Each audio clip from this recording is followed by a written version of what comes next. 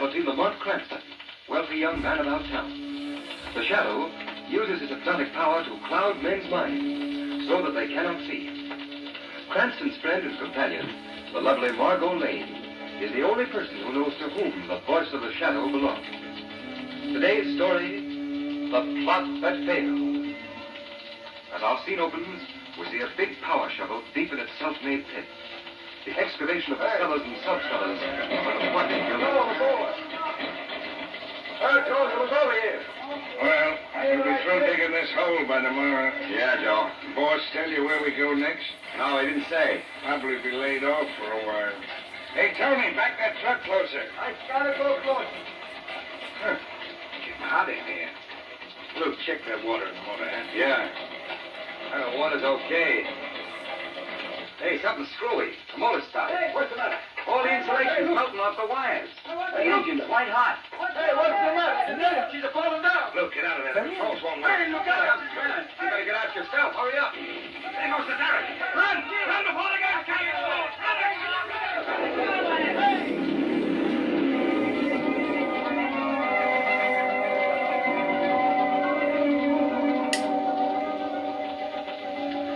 All right, Margot, all right. Yes, we'll buy the 400 eggs tonight. Yes, we'll hard boil them. Yes. And then tomorrow morning we'll put on our long rabbit ears and play Easter Bunny for all the little children you've ever heard of. Well, Lamont, if you don't want to help me, you don't have to.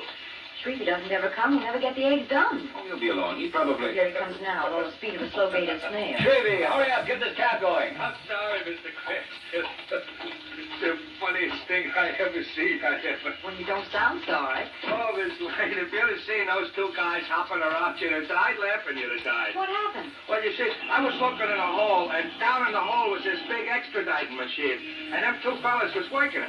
Well, it must have got hot or something because the machine started to melt. It started to melt. Yeah. Oh, it ain't funny. Where do you want to go to? We're going to get some eggs, Shrevey. And down the way, we'll stop and see Professor Brown at City University. Oh, Lamont, that's like saying we're going to Chicago from New York by way of Florida. It'll only take a moment. And it'll only take a moment to get the eggs, and the modern market is right on the way. Excuse me for sticking my nose in where angels fear to tread, but I could get the eggs I could get while you two was talking to the professor at City University. Shrevey, you're a genius.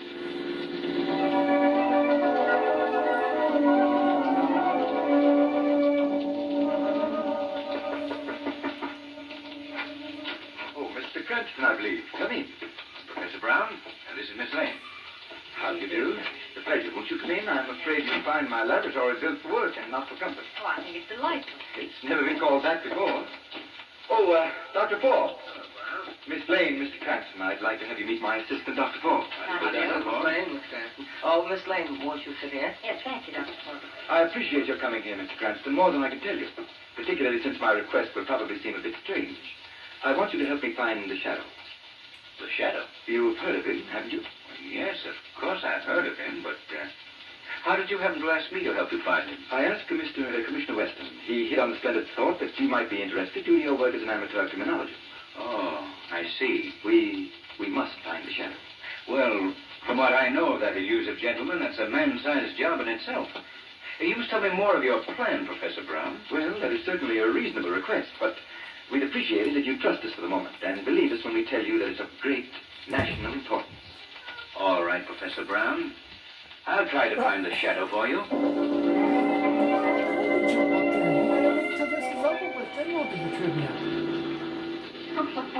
That's one of the funniest things I ever heard. Miss Lane, if you don't mind my sticking Yes, my I know nose... where angels fear to tread. Precisely. Well, Professor Brown just asked Mr. Cranston to find the Shadow by tonight. Oh, that's a hot one, it's a fella says. Did you get the eggs, Shrevey? Oh, the eggs. Yeah, I got them. Good, Shrevey. Let's get going. Commissioner Weston's office. Commissioner Weston? Well, when are we going to hard-boil the Easter eggs? We can do that after we've seen the commissioner. There's something funny about this, Margot. Yes, very funny. No, but seriously. Either the commissioner is playing a joke on me and the professor, or the professor has never talked to Commissioner Weston. In either case, I want to find out.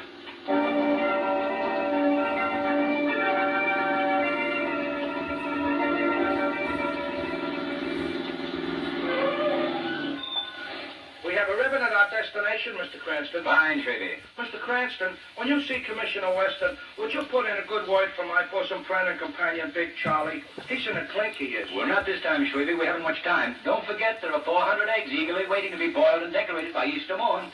You wait here, Margot. I won't be long. Lamont, if you're not back here in 10 minutes, Shrevey and I'll come in and boil all 400 eggs right in the commissioner's office.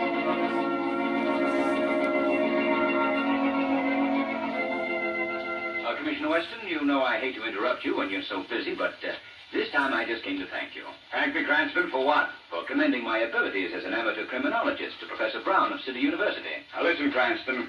I will admit that you've given me a few tips at times that have been a great help. But I never recommended you as a professional or even an amateur criminologist to anybody. Much less Professor, what's his name, at City University. That's all I wanted to know, Commissioner Weston. Many thanks and good day. Cranston, what's on your mind? Come back here. I've got to cook 400 eggs for Easter.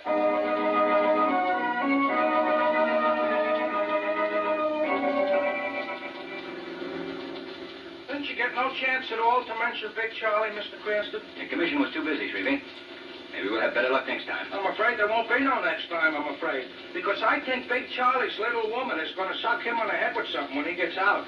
She's mad enough now to end up a widow. Yeah, that's pretty mad. Lamont, do you think that Commissioner Weston was fooling you about not recommending you to Professor Brown? I don't know, Margot. You don't suspect Professor Brown and Dr. Forbes of anything wrong, do you? Well, they're hardly the criminal type. But I still wonder why they want the shadow to help them. We're at the university we're at. Very good, Shrevey. Drive Miss Lane home. I'm going in to tell them that I didn't find the shadow. Margot, it's a shame we don't know where the shadow is, as I know that he would like to investigate this right now. Oh, very well, Lamont. Be careful. Yeah, don't take no wooden nickels. All right, Shrevey. And don't you take any rough roads on the way home. Remember those eggs. I will. I won't.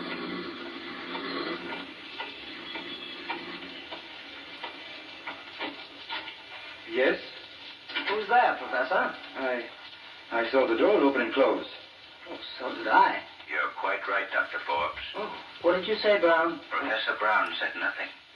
It is the shadow that speaks. Extraordinary. I wouldn't have believed that complete invisibility was possible unless I'd witnessed the phenomenon. Yes, your ability, Shadow, can be most useful to us if you will assist us in our work. I should like to know a little about this work before I give you my answer. Just what do you plan to do? Well, it's perfectly reasonable for you to ask. Brown and I have perfected a device or system for communication or signaling. It can be used either for carrier beams that will give direction to airplanes or ships at sea, or for carrying direct messages. That's very interesting. But why do you need me? You are most important. Recently, we have discovered that some forces not interested in the welfare of this country have learned of our invention. Unfortunately, it must be tested more thoroughly than it has been in the confines of our laboratory before we can offer it to the government. Just what do you expect the shadow to do? Well, we hope that the shadow will cooperate. Without being seen, he can place 6 of the machines at various strategic points around the city. We'll make it well worth your while, Shadow. This device will make us more powerful. Enough, Brown, please. Yes. Well, Shadow, are you interested in joining us in this very worthy experiment? Very much interested indeed, Dr. Forbes. Oh, good, good. Well, then I'll explain further. Now, at the 6 strategic points in the city, we've rented rooms and lofts. The machines are all boxed in plain packing cases, and they're to be left in their wrappings. There are only 3 things that you must do. First, place the packing case near the window. Second, be sure the side with the circle faces the window. And third, uncoil the wire at the back of the case and plug it into a wall socket. Is that all clear? Perfectly. Where are the cases? Well, 4 of them are here just outside the entrance hall, and 2 others are now at the buildings on either side of the new excavation on Main Street. Their exact location and that of the 6 strategic points are on a list that you will take with you. Give him the list, Brown. Yes. Well, good luck, Shadow. Later, you'll see for yourself what this machine can really do. Thank you, Dr. Forbes. It'll be very interesting to see what this experiment proves. I'm quite anxious to know just how it will make us so powerful. Shadow. Oh, he's gone. He fell for it. Hook, line, and sinker.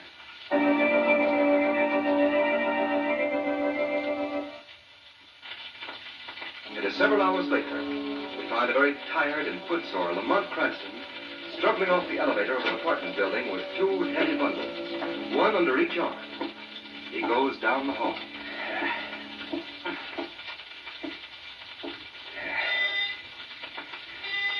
Phew. Oh, come in, Lamont. Margot. Where have you been? What have you been doing? What are those things? Oh, one at a time, Margot. Let me put these things down. There.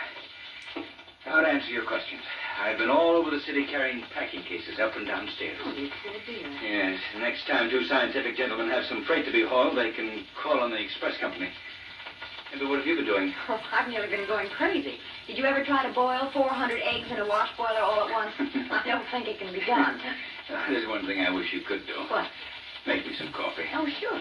I've got work to do, and I'm afraid I'll go to sleep. All right, I'll make some right away. Margot, where's that big city map of yours? Oh, in the top drawer of my desk. Oh, thanks. Yeah, I got it.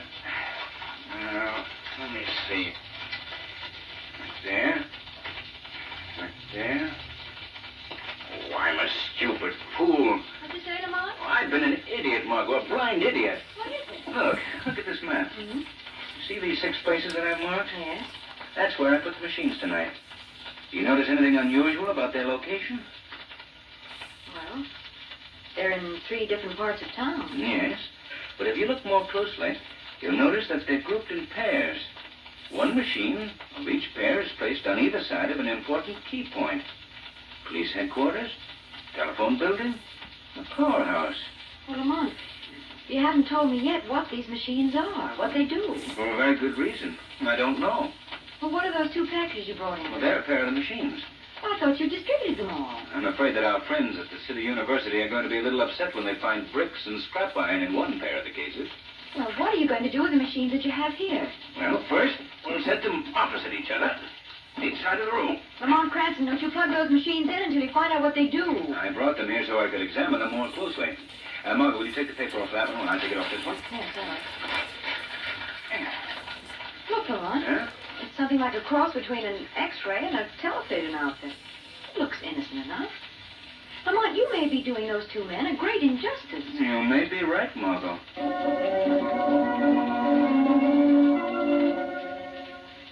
Well, Brown, is everything in order? Did you check all the machines? Yes, Dr. Forbes. The Shadow has been a good and efficient assistant. The machines are all in place and working. Now the only thing to do is to wait. Good. You know, it's a shame that we have to destroy the Shadow. He could be most useful, but it's too dangerous to allow him to live to learn the true purpose of my machine. Your machine. Yes, mine. But I invented it. Yes. Unlike so many inventors, you were too stupid to realize its true potentialities. Without me, you'd still be nothing. Now you stand on the threshold of a new life. A new life. But what is our first step after tonight? You don't have to worry about that. But come, there are a couple of things yet to be done. Are the 2 extra machines set up in the room behind the laboratory? Yes, they are. And the control panel is in order, right by the door. Have you tested it? Oh, yes, of course. All right. Now, the next thing to do is for you to call Lamont Cranston and his friend Miss Lane on the phone and have them over here a few minutes before midnight. What more? Oh, just to thank them for finding the Shadow for me and perhaps reward them with a demonstration of the machine. I'm sure they'd be interested. Dr. Forbes, are you planning to destroy them, too? They know too much. They know nothing. I can take no chances. But that's murder. Murder, I tell you. You're right, Professor Brown. You know, sometimes I get so carried away with the importance of our invention that I lose all perspective. I'm sorry. Oh, forget it, Doctor. I'm afraid I was upset, too. Oh, that's all right. Oh, by the way, Professor, would you get me my heavy rubber gloves? I want to check on you high-tension insulators. Oh, surely. Where are they? They're in the room back of the laboratory. I'll get them. I don't see your gloves back here. But Dr. Forbes, get away from that control panel. Don't touch that switch. You fiend! You fiend! Don't! Ah! Exit, Dr. Brown. Completely.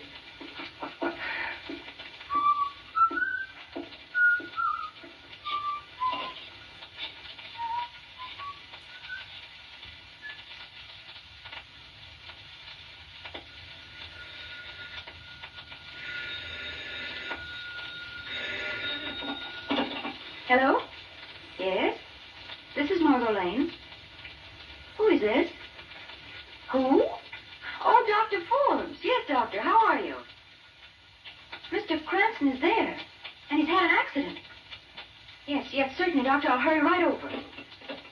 Oh, Lamont, this is getting less and less funny. What was that all about, Margot? Dr. Forbes informs me that you were at Professor Brown's laboratory and have met with an accident. What?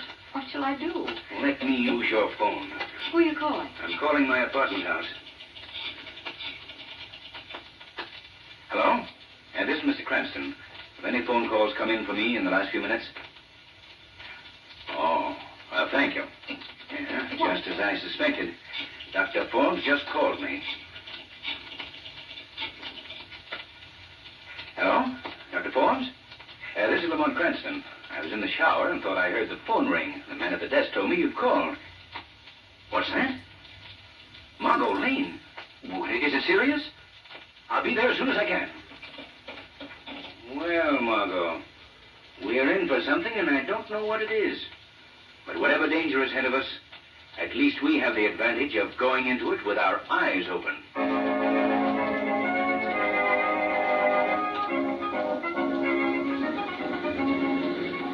Where to, Mr. Cranston? Well, we want to go to the City University, Shrevey. Yes, sir. Margot, I can't get a chance out of it. Don't know what that is. Shrevey, for heaven's sake, don't make all that noise, please. Look, golly, Mr. Cranston, I was only trying to cheer things up. I was only. Well, don't. You should ought to spend more time getting a laugh out of life. Well, like I did today, when you said she was trying to find the shadow. Or when them two guys jumped off the extraditing machine when it melted. What do you mean, melted? Just like I say, if something melts, it melts. Where was the excavation, Shrevey? Over on Main Street. Margot, I've got it. What? That's the answer. Shrevey, thank you. Thank you 1,000 times. Oh, that's okay. I'm always... What are you thanking me for? You gave me the right track on a great invention. Oh, yeah, them steam shovels are certainly great, too. Stop the car, Shrevey. I'm getting out here. Well, Lamont, I thought we were going to call Professor Brown and Dr. Forbes. Listen, Margot, this is much more serious than I thought. You must go to Professor Brown's lab alone. Your job is to keep them there. All right, Lamont. What are you going to do? I must go and disconnect those machines before the entire city is demolished.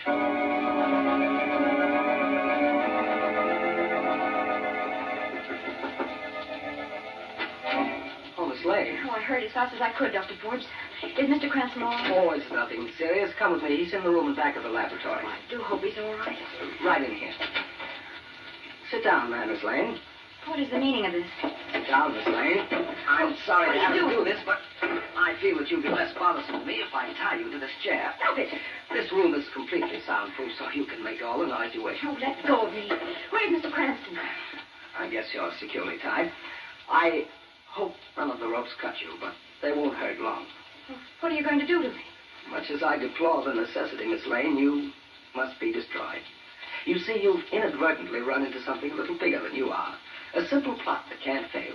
I, one man alone, will know the secret of the gradual but complete demoralization of this whole country, and eventually our whole civilization. You alone. What about Professor Brown?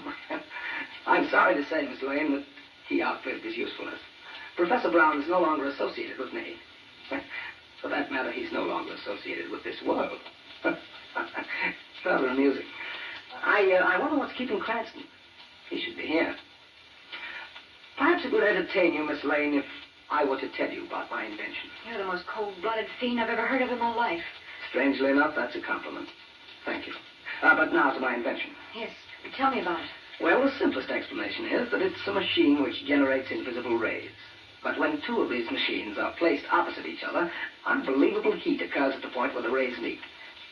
Interesting, isn't it? But, Dr. Forbes, why must you destroy and kill? Why don't you put this great invention to some good use? Well, my dear Miss Lane, that depends entirely on one's point of view. Now I must show you exactly how this invention works. Directly in front of you is one of the machines in that packing case. Behind you is another one. Here by the door is a control panel. When I pull this lever, in less than 5 seconds, you will completely disappear. You'll be dead. Gone. Interesting, isn't it? Well, Miss Lane, I'm sorry. I can't wait any longer. I'll deal with Mr. Cranston separately. But you are going to die now. Don't touch that control panel, Dr. Forbes. Shadow. Tonight, Dr. Forbes, instead of destroying the 3 strategic points in this city, The machines that would have caused this damage have been destroyed. And you, Dr. Forbes, will be giving another lecture on your machine, but this time to the police. You're wrong, Shadow. The police will never know. There are 3 people in the world that know anything about my invention, and all 3 of us are in this room. None of us are going to leave this room alive. Amusing, isn't it? Shadow, no matter what you say, I'm going to destroy us all. Now! Okay? The lights. The current is off. Shadow, you threw that main switch on the wall. Shadow, I know where you are, and I'm going to shoot you. I'm afraid you didn't know where I was, Doctor. You can never harm the Shadow by shooting at his voice. His voice can come from anywhere. Amusing, isn't it? It'll do no good, Forbes. I have 1 shot left, Shadow. I saved it for myself. Shadow, turn on the lights. I never expected to see lights again. Margot, he's dead. The rest of this case is for the police. Lamont, I hate to bother you, but you'll have to untie these knots. Oh, Margot, what a terrible experience for you. How do you feel? If I were shaking anymore, I'd fall apart. Stupid. Now, what's the matter? I'll see. Wait a minute, I'll go with you. I don't want to be here alone. Shreve! I hope this will excuse me for busting in the door, but I'm scared, Miss Lane. It's about them eggs. The eggs. Yeah, the eggs. You see, I thought it would be a nice surprise if I went to your place and cooked the eggs. So I put the wash boiler full of eggs on the living room floor on the hot plate, and then I thought I'd amuse myself by turning on one of them new television sets it looks like you got in your apartment. Shrevey, you didn't try them, did you? Yeah, I turned the switch on one of them and nothing happened, so I tried the other one. I just threw the switch on and off quick like. Miss Lane, I don't know what happened. I can't find the wash boiler. But, Miss Lane, right in the middle of your rug, you got 400 of the nicest scrambled eggs you ever saw.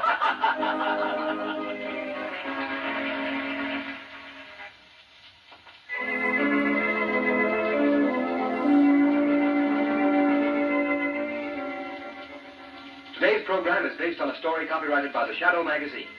The characters, names, places, and plot are fictitious. Any similarity to persons living or dead is purely coincidental. The Shadow magazine is on sale at your local newsstand.